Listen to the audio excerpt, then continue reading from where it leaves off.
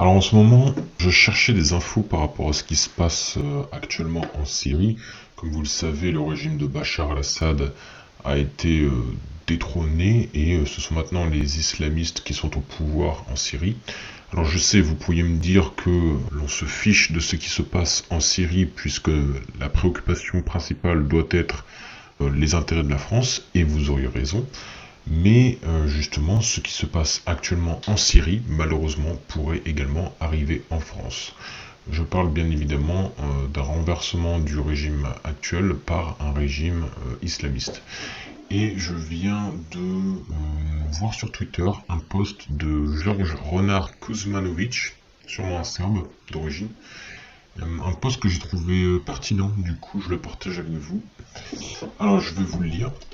Je vous présente Shadi Al-Waisi, donc c'est cet individu, le nouveau ministre de la, entre guillemets, justice de la Syrie, nouvelle et pluraliste démocratique. Ajoutez le blabla orwellien que vous préférez. Donc orwellien, c'est pour George Orwell, c'est celui qui a écrit 1984, c'est une dystopie où en gros tout le monde est surveillé, etc. C'est Big Brother, quoi. Parmi les premières mesures, il a annoncé qu'il n'y aurait plus de femmes juges et que les tribunaux seraient dirigés uniquement par des hommes. Les femmes juges doivent céder leurs affaires à des hommes.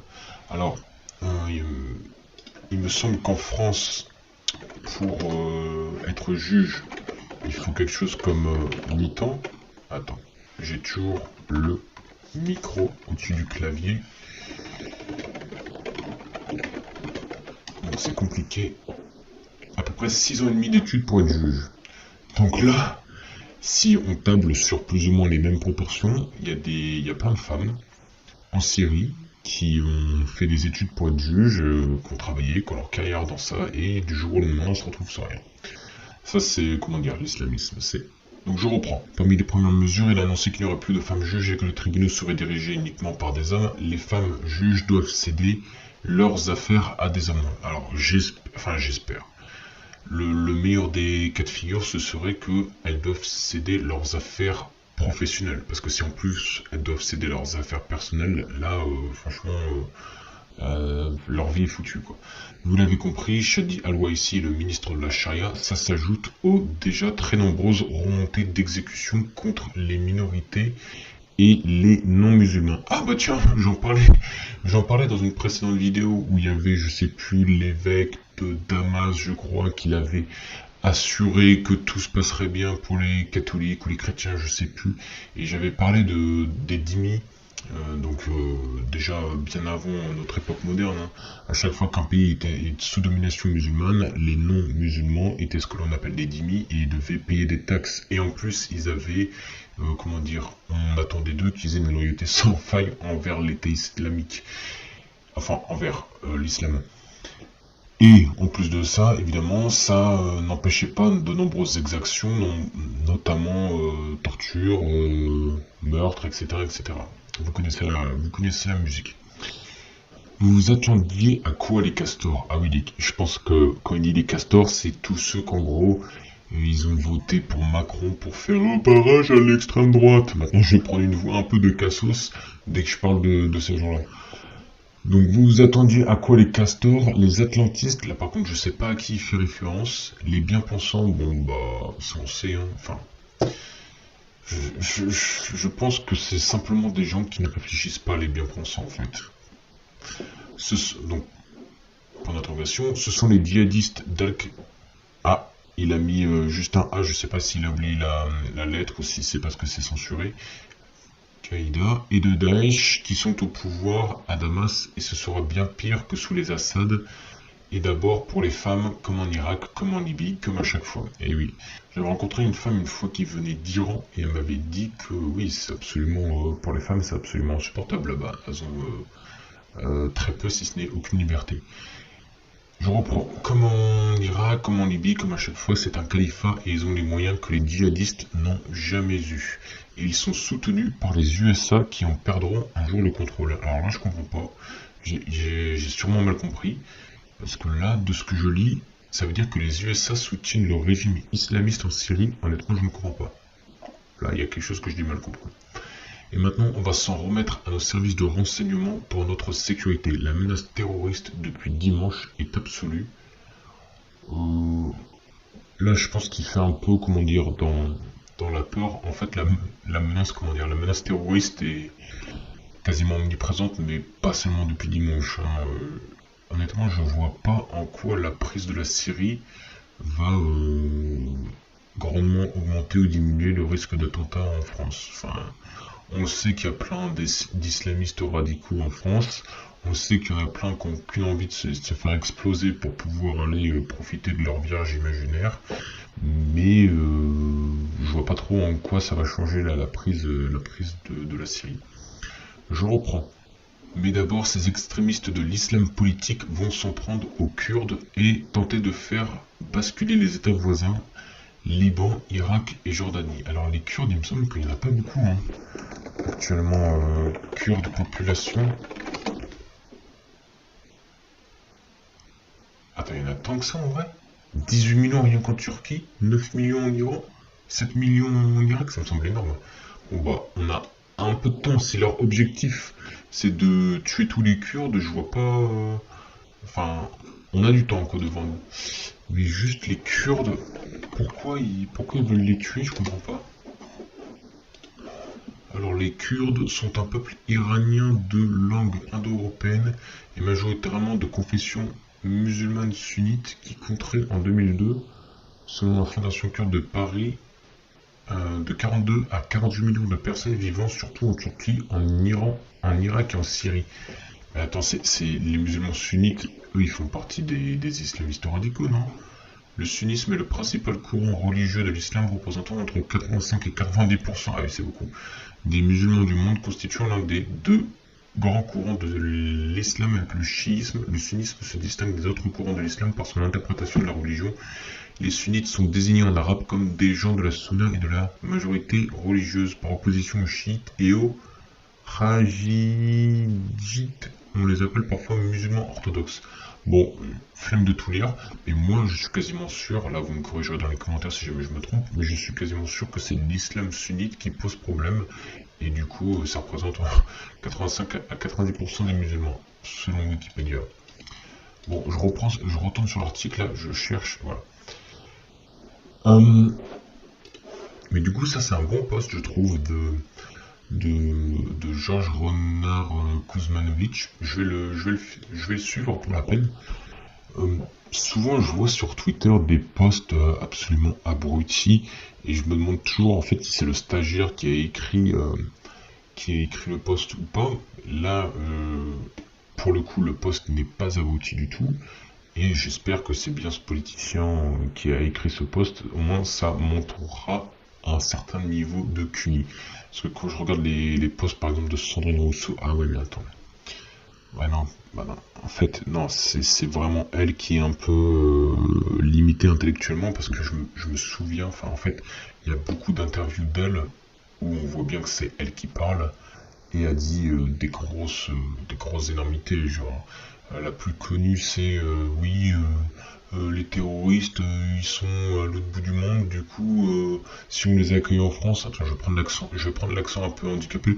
Oui les terroristes ils sont en France, bah qu'ils sont en France et bah comme ça on pourra mieux les surveiller. Hein. Voilà, ça c'est la logique de Sandrine Rousseau. Compliqué, hein, compliqué. Mais oui, je fais un petit aparté sur la Syrie là. En fait, ce qui se passe du coup, c'est que le pays tombe sous domination islamiste. Et si jamais ça devait arriver en France, les plus à plaindre, ce seront les femmes. Moi, je pense que le plus gros du changement en France doit venir des femmes. Parce que c'est malheureux à dire, mais il y a beaucoup de mecs qui pensent seulement avec ce qu'ils ont entre les jambes. Et il y a énormément de mecs qui, comment dire, ont tel ou tel discours, font telle ou telle action juste dans l'espoir de pouvoir pécho une meuf ou de se faire bien voir par telle meuf. Par exemple, j'avais vu une interview, c'était durant la guerre du Vietnam, il y avait un vétéran de l'armée américaine qui était devenu hippie. Et il a dit texto, enfin il l'a dit en anglais mais je vais vous traduire en français, il a dit que il avait rejoint le groupe hippie parce qu'il voulait serrer des meufs en fait. Sa seule motivation, il n'était pas du tout branché, paix, enfin, lui ce qu'il branchait c'était faites l'amour, pas la guerre, tout simplement. Mais au sens propre du terme. Du coup, je pense qu'il y a une prise de conscience de la part des femmes à avoir. Il y a déjà une prise de conscience qui se fait. Je vois de plus en plus de femmes qui, comment dire, manifestent, protestent contre les viols qu'elles subissent ou qu'elles peuvent subir, parce que leurs agresseurs sont souvent de type extra-européen, on va le dire comme ça. Mais je pense qu'il doit y avoir une généralisation, une prise de conscience généralisée de la part des femmes. Et une fois que, admettons, il y ait 60% des femmes qui, comment dire, qui montrent qu'il y a un problème avec l'islam en France, je pense que le reste de la population suivra, tout simplement. Et du coup, je rappelle ce qui se passe un peu le régime. Hein, si vous voulez avoir un bon petit régime là, eh bien le régime en Syrie, c'est lapidation, décapitation, pour les femmes hein, évidemment, enfin pour tout type de crimes entre guillemets, mais disons que être une femme c'est rarement bien vu dans ces pays-là. Et voilà, pour les femmes ce sera l'enfer sur terre. Honnêtement, en tant qu'homme, franchement, tu te laisses pousser la barbe et c'est bon quoi. Alors que pour les femmes, ça va être compliqué, très compliqué. Pas le droit de sortir sans ton mari, il y a tellement de choses, etc., etc. Bon, j'enchaîne sur un petit article là. Toujours sur la Syrie. Syrie, Bachar al-Assad sort de son silence après une semaine après sa chute, 8 jours après avoir été renversé par une fulgurante offensive menée par une coalition rebelle. L'ex-président syrien Bachar al-Assad a estimé lundi que la Syrie était désormais aux mains des terroristes. Ouais, voilà. Du coup, je comprends pas pourquoi dans l'autre article il disait que c'était soutenu par les USA. À quel moment, du moins à quel moment officiellement les USA vont soutenir des terroristes? De leur côté, les nouvelles autorités s'emploient à rassurer la communauté internationale et établissent de premiers contacts avec des chancelleries occidentales. À quel moment les Occidentaux dealent avec des terroristes? À quel moment?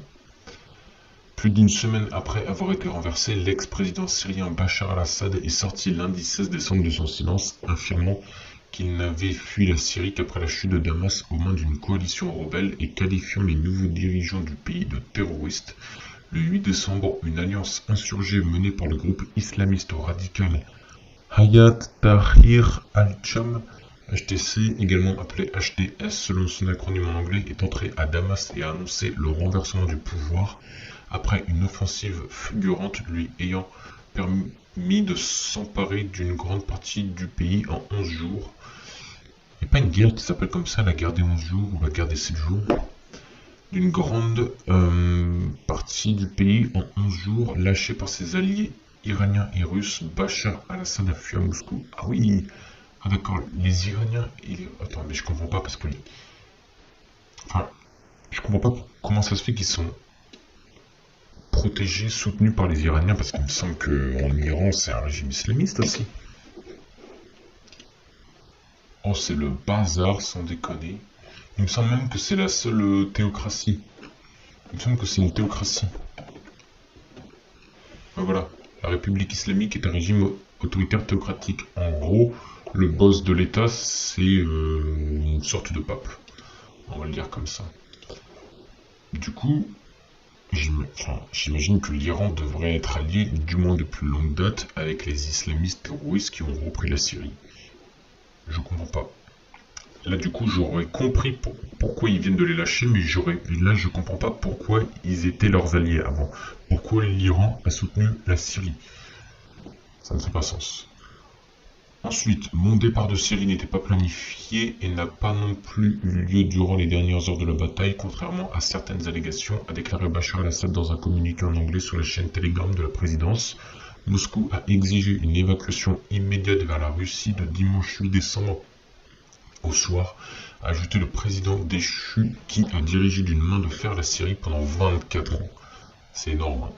Affirmant que son pays était désormais aux mains des terroristes. Le groupe HTC, ex-branche syrienne d'Al-Qaïda, affirme avoir rompu avec le djihadisme, mais reste classé terroristes par plusieurs capitales, dont Washington. Attends, mais ça me fait... Je rigole là, parce que c'est des anciens d'Al-Qaïda, mais ils disent que c'est pas des djihadistes, donc là il y a un contresens.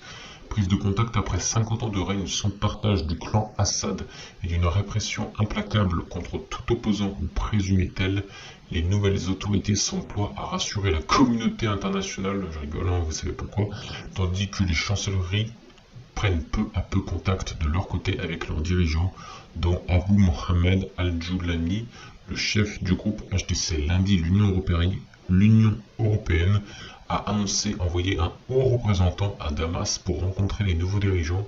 L'UE jugera sur les actes allant dans la bonne direction, a déclaré la chef de la diplomatie européenne, Kaja Kallas.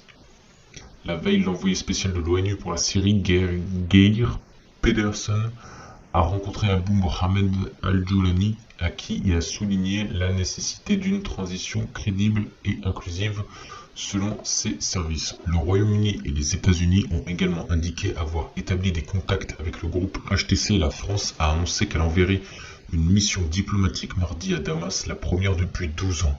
La Turquie voisine, actrice majeure dans le conflit en Syrie et soutient des nouvelles autorités, oui ça c'est ce que je l'ai dit, il me semble bien que les Turcs sont à fond islamistes, a rouvert samedi son ambassade à Damas, se disant prête à fournir de l'aide militaire si le nouveau gouvernement syrien le lui demandait. Ah oui, c'est peut-être pour ça qu'on est dans la mouise là du coup, c'est peut-être pour ça qu'il doit y avoir un peu plus d'attaques terroristes en France. Si jamais il y a des relations diplomatiques officielles qui se créent, ça sera plus facile de faire transiter des armes, etc. Surtout via la Turquie, qui est un formidable état tampon entre le Moyen-Orient et l'Europe. Plusieurs pays et organisations avaient salué la chute de Bachar al-Assad, disant cependant attendre de juger sur pièce le traitement par les nouvelles autorités musulmanes sunnites des minorités de ce pays multiethnique et multiconfessionnel. Le nouveau Premier ministre, je le répète, si jamais vous n'êtes pas musulman et que vous êtes en Syrie, cassez-vous. Le nouveau Premier ministre chargé de la transition jusqu'au 1er mars, Mohamed al-Bashir, a promis de garantir les droits de tous. Mais non, mais c'est toujours ce qu'on dit au début. A promis de garantir les droits de tous alors que les Syriens tentent de reprendre une vie normale. Dans ce contexte, la livre syrienne a repris des couleurs face au dollar. Moi j'avais vu, c'était aux infos à la télé, je regardais vite fait, j'avais vu que c'était les policiers, donc qui sont, j'imagine, désignés par l'État islamique, sont corrompus, mais comme pas possible. En fait, ils demandaient des pots de vin aux marchands, aux commerçants, ils en demandaient, ils arrêtaient pas d'en demander. Les marchands, ils en pouvaient plus, ils se plaignaient. Frappe israélienne dans un complexe militaire de Damas, des habitants, dont des enfants, ont mis le feu à des maisons d'officiers de l'ancien gouvernement. Ont constaté les journalistes de l'AFP, ils sont bêtes. Tables, armoires et chaises ont été pillées auparavant.